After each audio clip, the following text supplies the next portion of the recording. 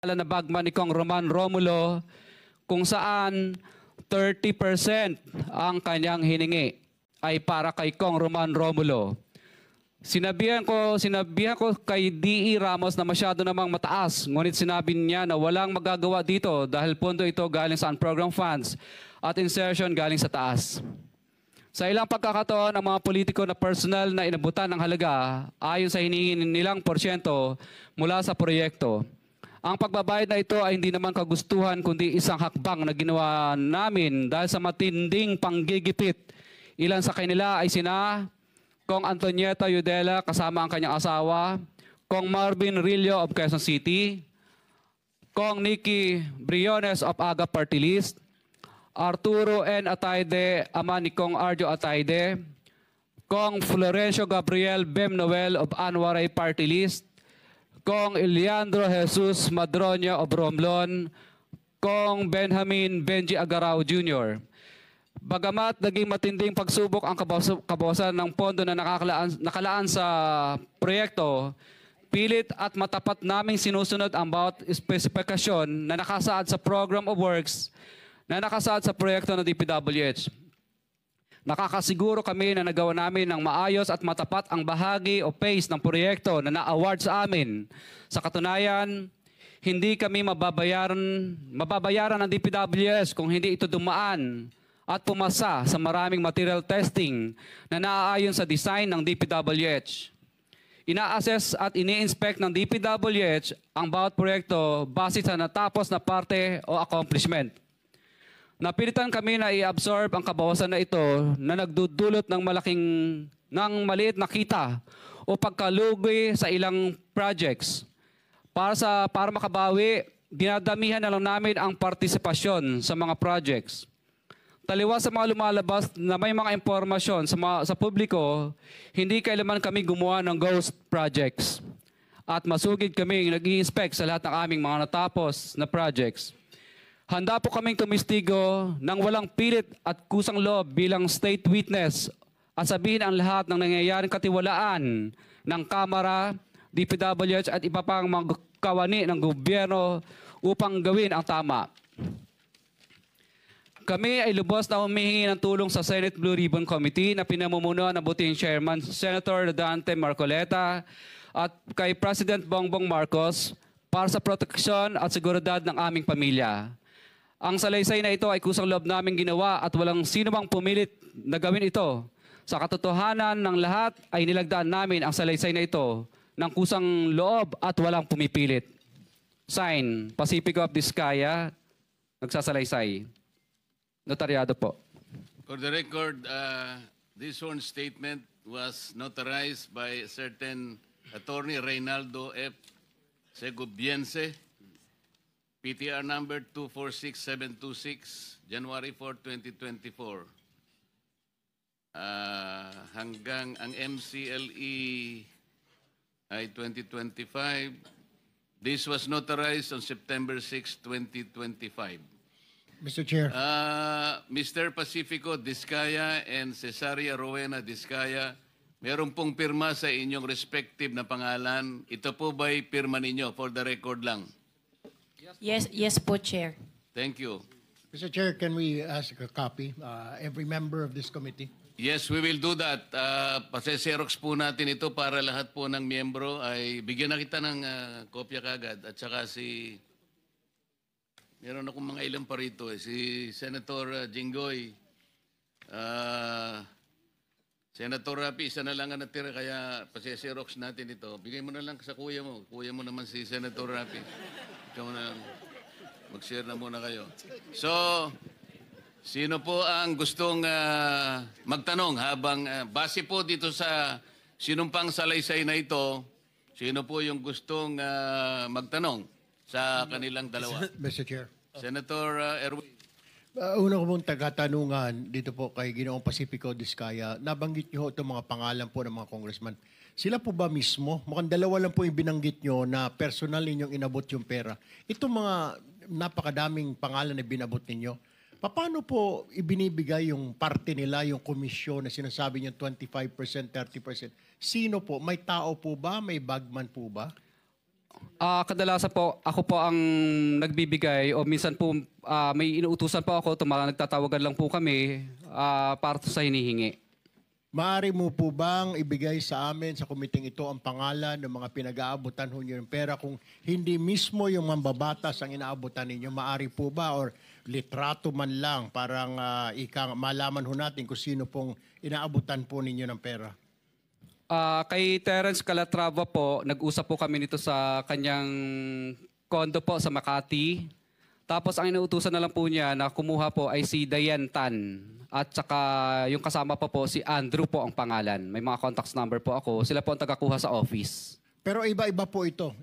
Iba-iba po itong mga bawat congressman. Iba-iba po yung kumukuha. Tama po ba? Opo, makadalasan po parang mga COS nila or mga pinagkakatiwalaan nilang tagakuha lang po. Opo. For example po, si Kong Roman Romulo naman po. Kadalasan po si Kong Roman Romulo, ang tagakuha po niya si tagakuha niya si Ma'am Engineer Angelita Garucha, empleyado ng DPWH yun. Tapos pinalitan naman po yun ni DE Aristotel noong 2025. District Engineer po siya ng DPW's First Metro. Pare-pareho po ba, Mr. Chair, yung komisyon or whatever you wanna call it, kickback, ang hinihingi po or magkakaiba? Ibang isang mambabatas ganito ang presyo or halos standard po ang hinihingi nila at magkano po ba yan? Isa lang po ang pattern. Basta insertion or ang program po, 25% po lagi. Insertion or ang program, 25% po yon. Opo. Para po kanino raw? Para po daw po lagi ko narinig ang salita nila kay Saldico at saka kay Speaker po, ang narinig kong salita. Alright, Mr. Chair. I have no further questions. Mr. Chair. Senator Jinggoy. Mr. Chair. Mr. Curly, lahat ba itong mga binanggit mong pangalan na karamihan ay mga kongresista? Lahat ito, 25% ang binibigay mo? Kadalasan, opo. Wala bang mismo ang kongresista mismo ang pumunta sa'yo at binigyan mo ng pera? Ano po, kadalasan po, nag-uusap lang po, nag-uutos lang sa COS, pero kadalasan po, ang for example, si Kong Rillo, kadalasan po, binibigay ko po yun pag nagiinuman kami, o di kaya, yung tao po niyang si Bogs Magalong ang pumupunta.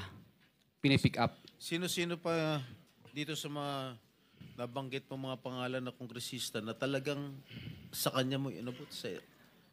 For example po, kay Kong Madronya na lang. For example, mismong siya po ang pumunta sa office namin at syempre pagkatapos po noon, tao na lang po niya ang nagdala ng bagay, kotse at saka personal ko rin pong dinoposit yung Sino yung congressman? Kong Madronya po. Madrona o Madrona.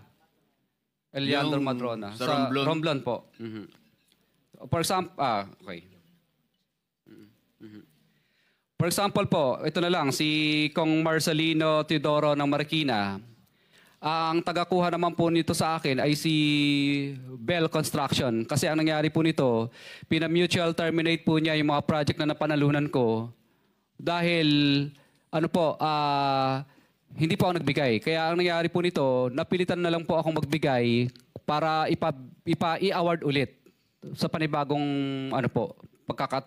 bidding. Pero na-mutual terminate na po yung project. So, nangyari po nito, mataas, siyempre, pero hindi 25%. 18% lang po. Meron po ba kayong resibo, Mr. Chair, na not resibo actually, na corresponding document na naibigay mo na itong komisyon ni ganito o wala? Wala po resibo kasi hindi naman po sila paperless, paper trail. No paper trail po lahat ng transaction pero meron po kaming voucher. Ang voucher po namin, ledger po pala. Ledger, based on ano po? Ano bang sinabi ko sa ano? Dala mo yung ledger mo? Dala mo yung ledger? Na hindi po, hindi po. Binibigay mo? Hindi po. Ledger lang po yan sa office namin. Pero siyempre po, pag pinapirma po namin sila, hindi sila pipirma doon. Kumbaga, para matandaan lang po namin na nung panahon na to at araw na to, nagbigay kami ng ganitong halaga. For our, siyempre, para malaman po na, records lang po namin. Mr. Chair, I move that we subpoena that ledger, Mr. Chair, so that we'll have a copy here in the committee, Mr. Chair.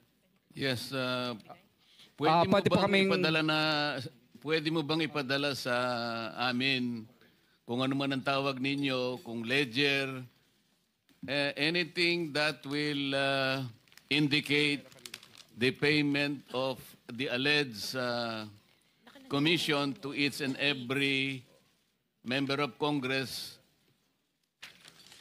subject of your sworn statement. Ang dala ko lang po dito ay summary lang po ng mga ledgers. For example, Office of Presidential, ano pong ibig sabihin? OPAB, ibig sabihin ng Office of the President Areas Visayas. Parang ganun yata ang ibig sabihin ng OPAB. If I may, Mr. Curly, yung record mo ba nagsimula anong taon? Actually, 2022 po lahat nag-start itong record po nito. What about before 2022? Wala ka record? Hindi ka... Hindi po kami nagre-record kasi sumasali lang po kami ng sumasali sa bidding at nagpapadyaryo. So, Mr. Chair, I move that we subpoena duces tecum all the documents or the ledgers that are in possession of Mr. Diskaya.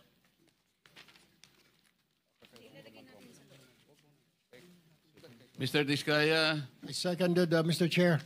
Mr. Diskaya, narinig mo ba yung motion ni Senator Jinggoy? Kailangan ninyong ipadala sa Blue Ribbon lahat ng mga mapagbabasihan nating kung ledger man ang tawag nyo, kung ano man, hindi namin alam ang nomenclature, pero mapagbabasihan na pwedeng matukoy na nagbibigay nga kayo ng komisyon sa mga taong binanggit nyo sa inyong sworn statement. Mr. Chair, ang dala ko lang po ngayon ay Hindi, kahit summary hindi po. ngayon, basta kailangan maipadala ninyo lahat ng dokumentong pinagsasaligan ninyo, pinagbabatayan ninyo ng pagbibigay ninyo ng alleged commissions. Magagawa po ba ninyo yon? Kailan po ninyo gagawin? Ipapaasa po namin. Sige po, salamat po. Other members who... Senator Rapi, baka meron kang may tatanong ngayon. Sige. One question lang para dito kasi iba sana yung topic ko eh. Tuwing kailan po kayo nabibigay ng parte nila? Was that before, before the project is accomplished or after the project has been accomplished? Kadalasan po, Mr. Chair, kadalasan pag yung ma-award yung project. Ibig sabihin po, hindi po i-award sa iyo ang project kapag hindi ka po nagbigay. So ibig sabihin advance? Opo, parang ganun po. Minsan naman po, pag may notice to proceed na, hindi ka nila pa kakolektahin, o di ka gagawan ka ng right-of-way project, right-of-way problem. Ibig sabihin, parang mutual termination ang kakarapin mo, right-of-way problem, at saka hindi ka makakolekta kapag hindi ka po, yung niloko mo sila. So in other words, pag nakapag-advance ka na, siguradong na makukuha mo na yung project. Sigurado po. Thank you, Mr. Chair. Mr. Chair. Mr. Chair, Senator Erwin, opo, nagre-request po yung mag-asawa ng kanilang seguridad dahil natatakot daw po sila. Ano ho bang plano ng komite na ito? napakaganda po ng inyong itinanong. Bago ko po kasi... nung matanggap ko po itong sworn statement na ito ay kagad akong nakipag-ugnayan sa ating Department of Justice at doon po ay sinabihan ako ng ating kalihim, Boying Rimulya, na pakisabi mo kanila na wag silang mabahala at nakahanda naman ang ating kagawaran kung sakasakaling sila ay mapatunayang hindi naman most guilty kasi po ang tuntunin sa ating state witness law or protection program, kailangan po mapatibayan natin na ang mga nag-a-apply ay hindi most guilty. Ibig sabihin, guilty ka, ngunit hindi ikaw ang pinaka-guilty. Kasi kung kayo po yung talagang pinaka-guilty, hindi po kayo mag-qualify. Ngayon, ang sabi niya, you can tell them that you can, meron silang provisional immunity na hindi naman sila basta-basta uusigin na lang. Preparation na po ito sa pag-a-apply nila sa ating state witness program. Ganun po yung kanyang kasiguruhan na kanyang sinabi sa akin. Kaya yun po ang aking maitutugon sa inyo ngayon. Mr. Chair. Senator Bato and then Senator Sherwin. Thank you, Mr. Chair. Unang-una, I would like to thank the Diskaya couple for giving everything that they know to this committee. I just would like to advise the Diskaya couple, Mr. Chair, na kung meron mang bulletproof yung sasakyan ninyo na yung magaganda sasakyan, gamitin na ninyo. Sa dami ng Pagbaba sasakyan ninyo niya, ngayon ano? dito, gamitin ninyo. Because I'm very much concerned sa iyong security dahil sa bibigat ng mga pinagsasabi niyo dito, hindi niyo alam, kahit na yung congressman na binanggit niyo, walang interes sa buhay niyo. Merong gustong sasakay, halimbawa mga taga-kaliwa o mga NPA dyan, para guguluhin itong Pilipinas, aambusin kayo, tapos ituro doon sa mga congressman, gulo na ang Pilipinas. Baka magiging Indonesia tayo nito. Kaya mag-ingat kayo. I advise you to take all the necessary precautionary measures as far as your safety is concerned. Ngayon, tanungin ko kayo, meron kayong sinabi na isang congressman o ilang congressman ba nagsabi na kaya ganito kalaki ang SOP na hiningi namin sa inyo, 25% to 30%. Dahil hindi lang sa congressman ito, hindi lang ito sa akin, kundi binibigyan namin si Congressman Saldico at saka si Speaker. Alam ba niyo kung ilang porsyento dito napupunta kay Speaker, ilang porsyento napupunta kay Saldico sa 25% na ito? Wala po. Dahil ang narinig ko lang po ay para lang po kay Saldico at kay Speaker. Yun lang po ang narinig ko, yung 25%. Pero wala na po akong idea sa iba. So, ma-presume natin by this committee, you want to make us believe that yung 25% na binigay mo doon sa congressman, lahat yun mapupunta kay Saldico at kay Speaker o mayroong naiwan sa kanya? Narinig ko lang po sa bibig po ng mga kausap ko na mga politikong personal ko pong nakausap. Kasi yan po ang lagi nilang pinagyayabang. Lalo pag may lasing na po akong kausap na na politiko. Siguro mo ito, dahil alam mo, Teka muna. this is not a laughing matter. Teka muna. This is not a laughing matter. Teka muna kasi baka mamaya lasing yung kausap mo kaya niya nasabi yung 25%.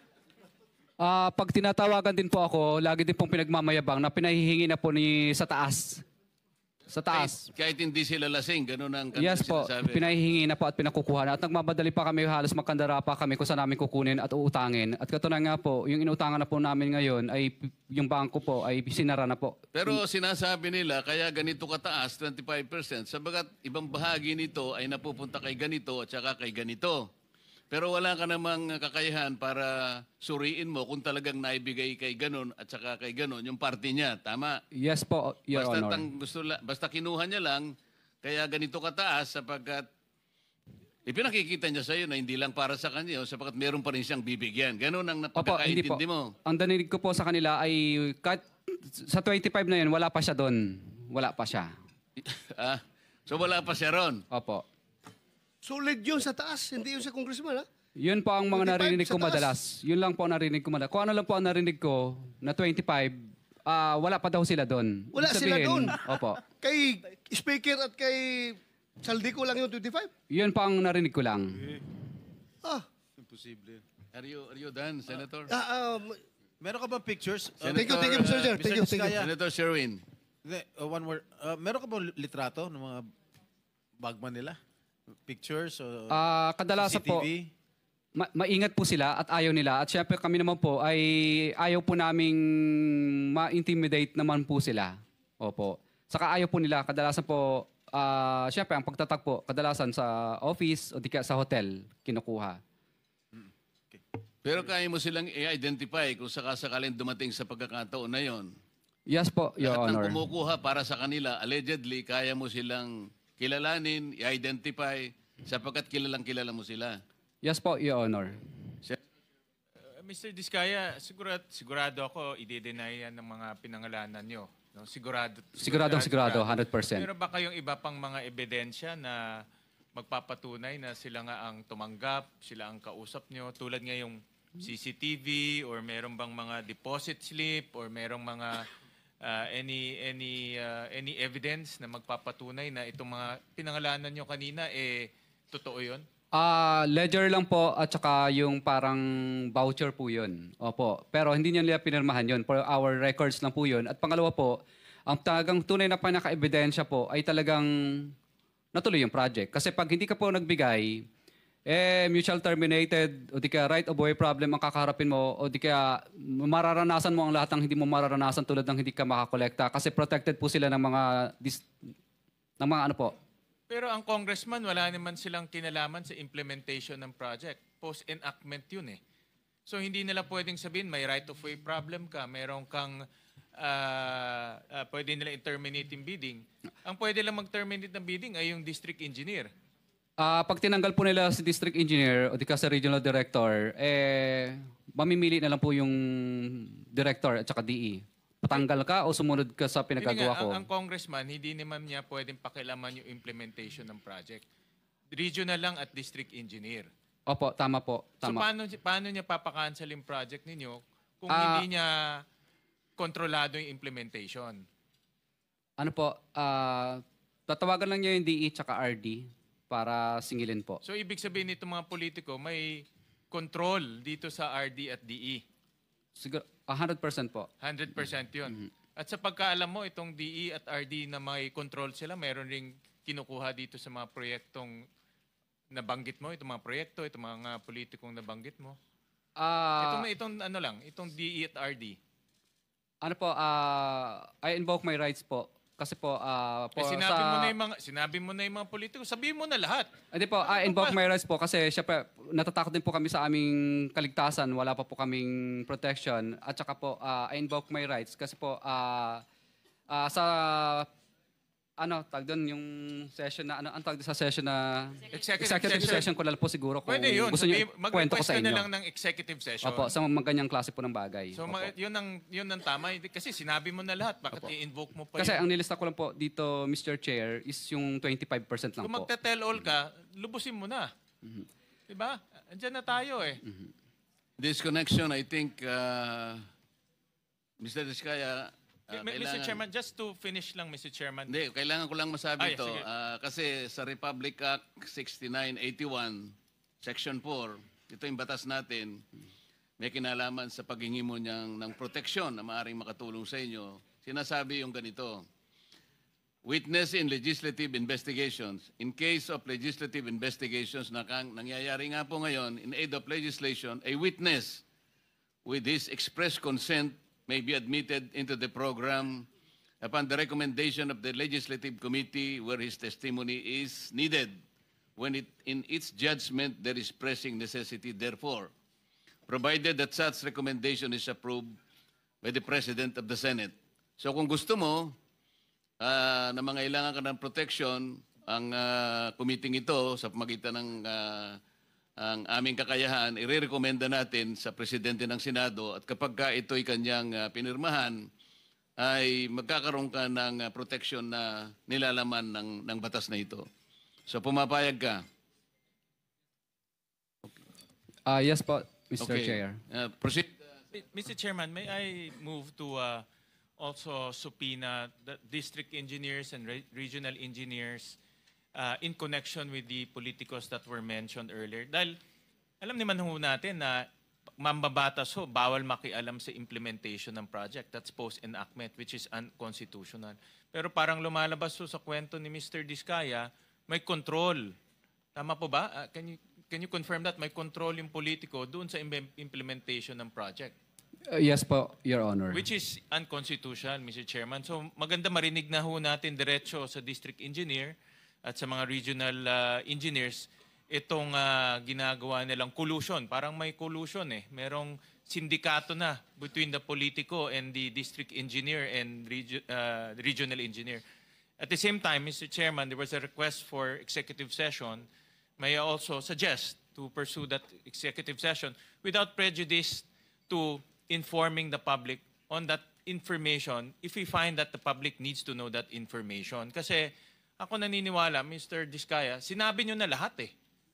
Tuloy na natin to in the name of the truth.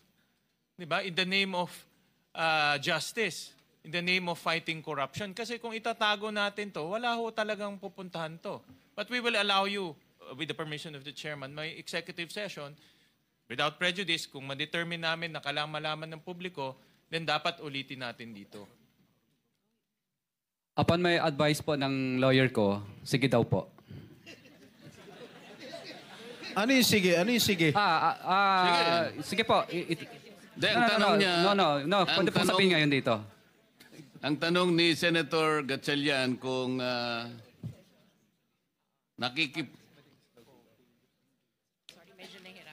Sorry po, Mr. Chair.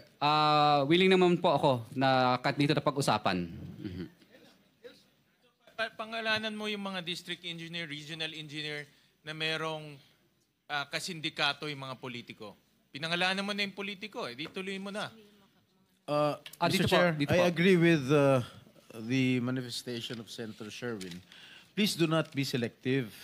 Pag binanggit mo na, nagbanggit ka na ng mga kongresista, mga ibang personalidad, banggitin mo na lahat. Nandito ka na eh.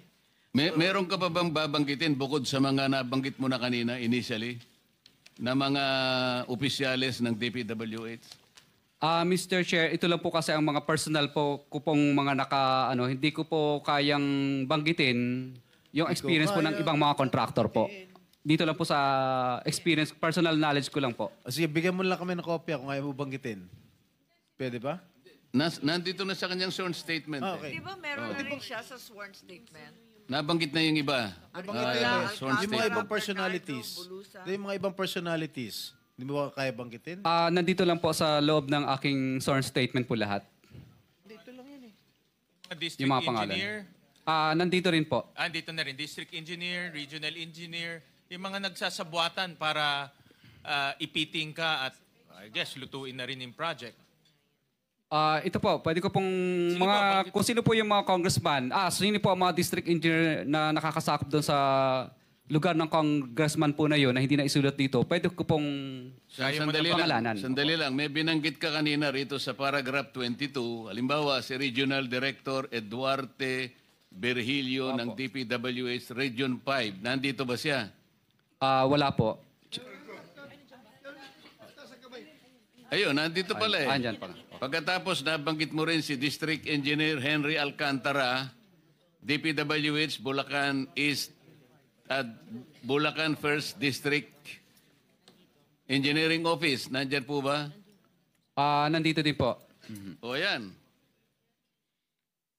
Senator Gatchalian, nandun yung dalawang opisyales ng DPWH na binanggit niya sa paragraph 22 ng kanyang sworn statement.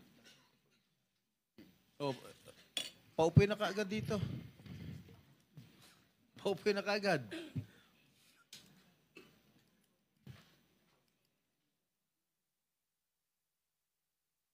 Comsec, administer mo na yung oath. Hindi, dito. Dito sa bago.